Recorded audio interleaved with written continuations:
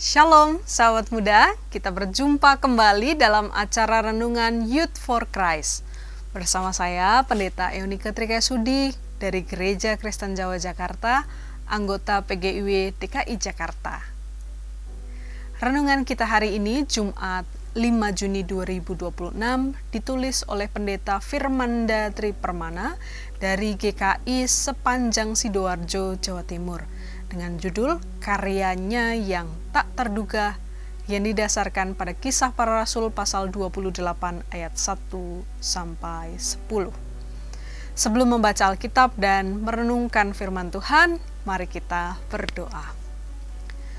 Di sepanjang hidup kami harus mengakui bahwa apa yang terjadi adalah misteri dari Tuhan yang seringkali mengejutkan.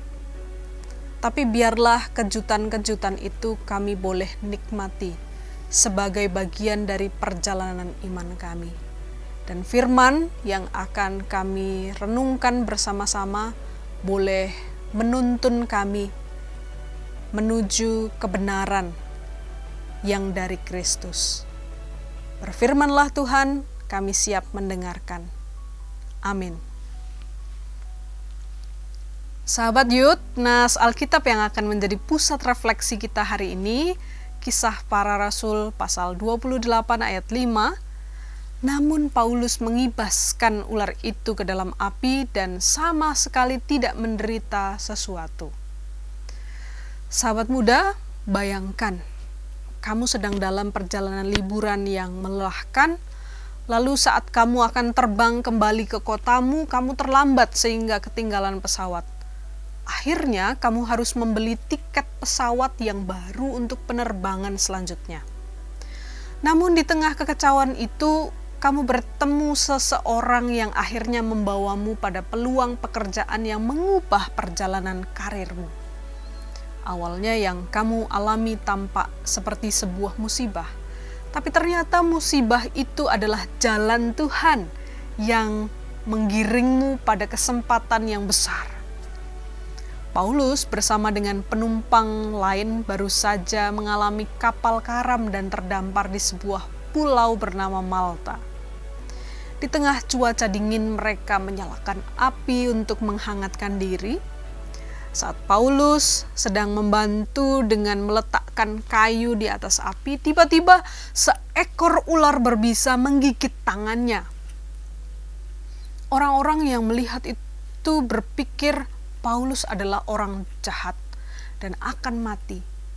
Namun yang terjadi malah sebaliknya.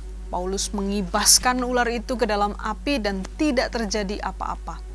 Setelah itu Paulus dipakai Tuhan untuk menyembuhkan ayah pejabat utama di pulau itu dan orang-orang sakit lainnya. Sahabat muda, kita terkadang merasa berada di pulau Malta kehidupan. Tempat yang tidak kita rencanakan, terasa asing, dingin, atau bahkan penuh masalah. Namun di masa-masa sulit yang sedang kita alami ini, Tuhan tidak akan pernah meninggalkan kita. Kita memang terkadang tidak langsung tahu jalan keluarnya, tetapi Tuhan selalu memberikan kekuatan untuk melaluinya. Pengalaman iman ini bisa menjadi kesaksian yang berdampak. Mari kita berdoa. Tuhan, seringkali kami justru merasa apatis ketika Tuhan mengirim kami, menempatkan kami pada pulau-pulau yang tidak kami ketahui sebelumnya. Kami merasa ditinggalkan oleh Tuhan.